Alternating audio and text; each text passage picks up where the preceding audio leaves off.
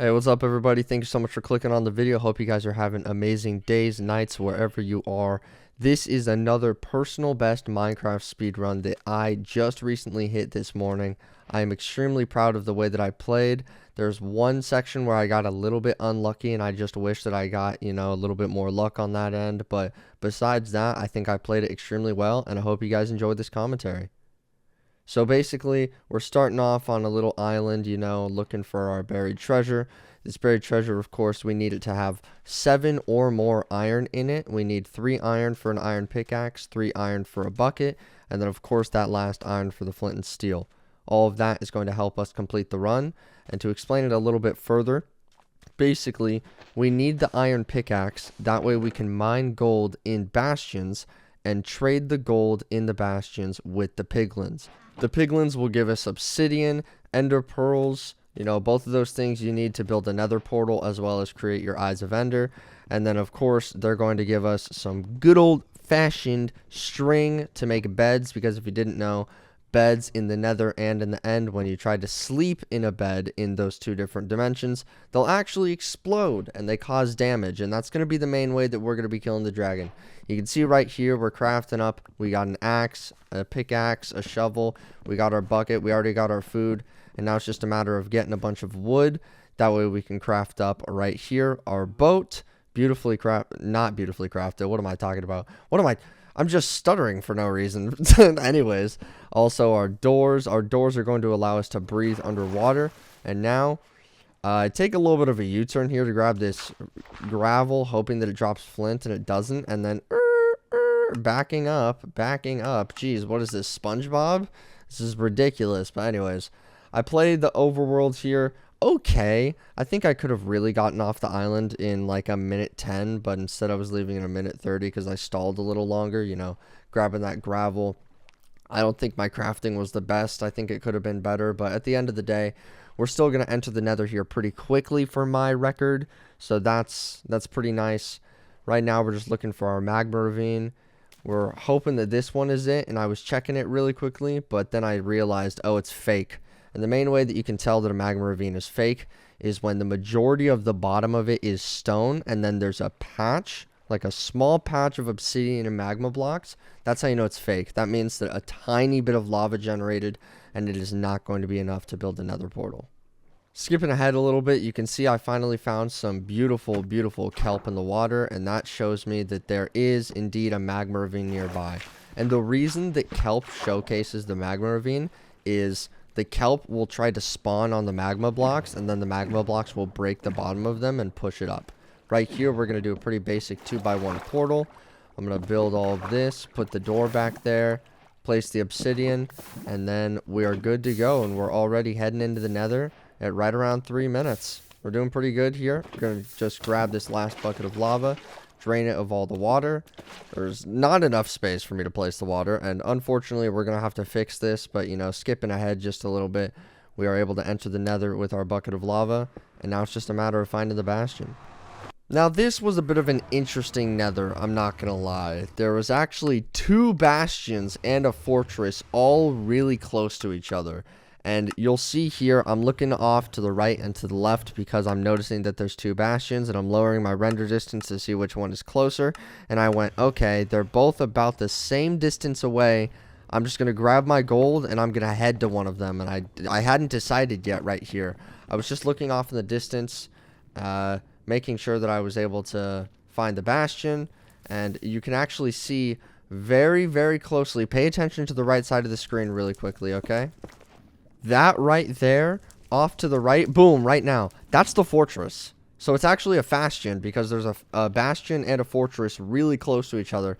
But there's actually one part of the run where you guys will see it and you'll understand what I'm talking about when I say I was a little unfortunate when it comes to the luck and everything. But anyways, we're going to head over to this treasure bastion, and we are going to get on with the bastion route. We're going to run up here, get on this bridge. There's actually an alternative route where you take and build up on the section a little bit more to the right of me, and you grab those 2 extra gold blocks. That's what the route is supposed to be, but I was being a little careful here. I just wanted to make sure that you know, I didn't die and I got as much gold as I needed. So I was just breaking all these blocks, that way the piglins didn't catch their heads. And this little section is the most important part when running treasure.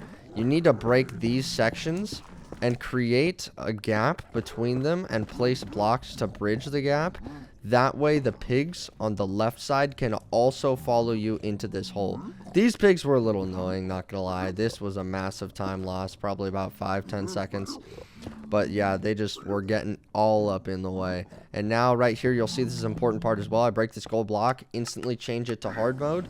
And now all of the piglins within a certain radius around me, since it's hard mode, it's going to be a bigger radius, as well as the piglins will more aggressively try to track me down.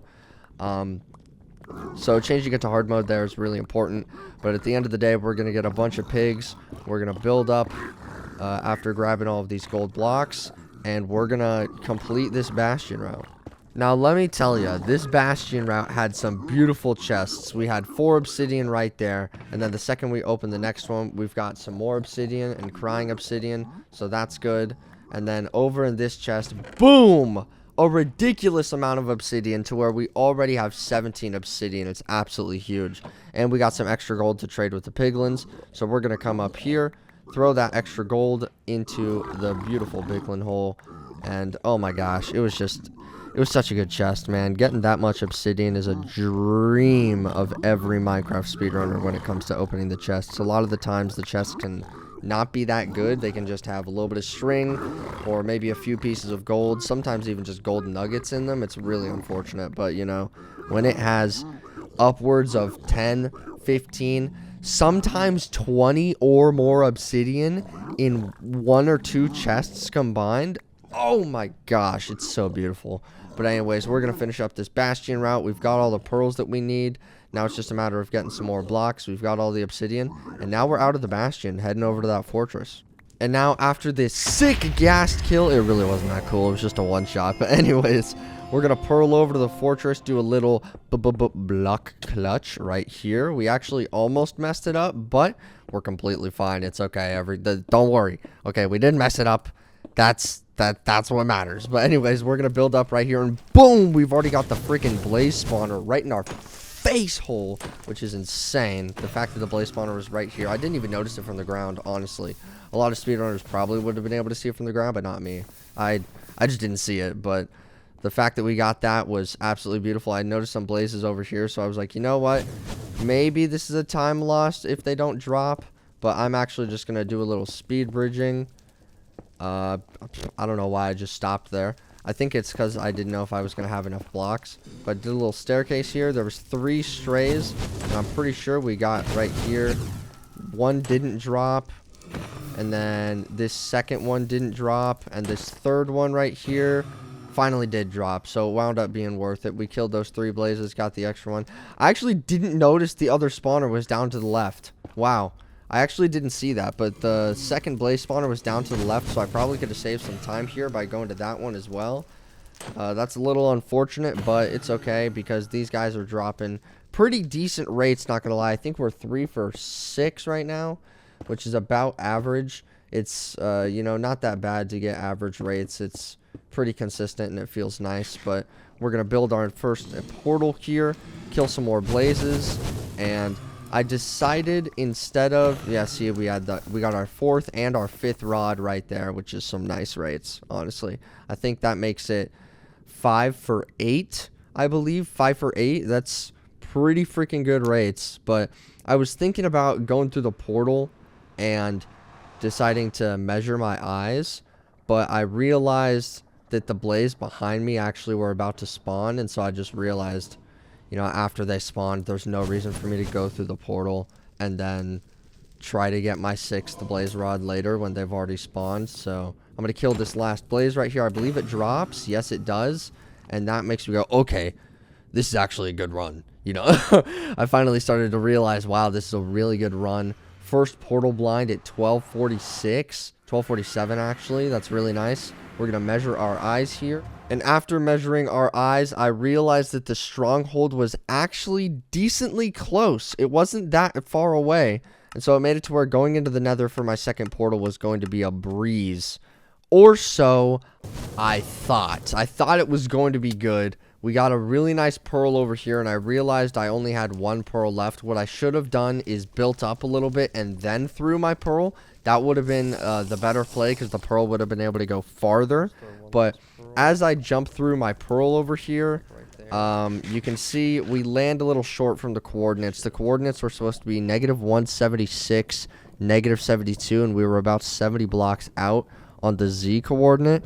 So we have to traverse through this lava really awkwardly just to get to the chords that we need. But after finally getting onto the land over here, it was pretty simple. We just had to dig a few blocks down, place our obsidian, and then we were good to go. Or so I thought. Once again, I messed up, and I actually blinded into the wrong coordinates. I did -171 instead of -175, which is what it should have been. Should have been -175, -72. But I dug down to the wrong coordinates, and we wound up spawning in a cave. Thankfully, I didn't butcher it too bad, so we were able to dig down relatively close by and finally find the stronghold. And the navigation for this stronghold, let me tell you, was absolutely magnificently beautiful. Let me tell you, it was hot to go. Thank you, Chapel Roan. Oh my gosh, dude. This navigation was absolutely beautiful. It was pretty much straightforward. All I had to do was run down this corridor, go down this spiral staircase, and then immediately to the right, boom, we got the portal room. Oh my gosh, dude. That's such a beautiful navigation. You gotta love it when the navigations are so simple like that. A lot of the times when I get strongholds and I finally get to it, you know, whether it's 15 minutes, 20 minutes, 30 minutes out, oh, it sucks, man. I'll get a mine shaft or I'll get something, and it's just horrible. I don't even know what I'm doing here. I think I'm just trying to waste time. I'm kidding, obviously, but you know, I was nervous. I didn't want to die to the lava. I've done it before a long time ago when I first started speedrunning, but now we're just going to craft up our beds. We're going to get everything ready for the end island, and then we should be good to go. The end island for this seed is honestly not that bad. We just had to run up here. I didn't have a pearl. I actually would have preferred to have 2 pearls because then it could have gone by faster, but you know, we didn't have a pearl, so we just kind of ran up into the center, put the crying obsidian in the specific places. That way we're able to place the bed to kill the dragon. And then, you know what? I'll just let the one cycle play out.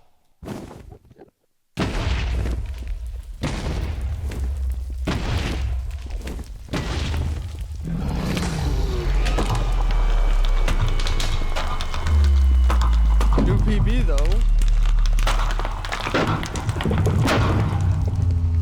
20 minutes and 40.9. Let's go. New PB. New personal best Minecraft speed. I don't know what I'm doing. Thank you guys so much for watching the video. As always, remember to like, comment, subscribe, and I will see you guys for the next personal best. Have a good one. Peace.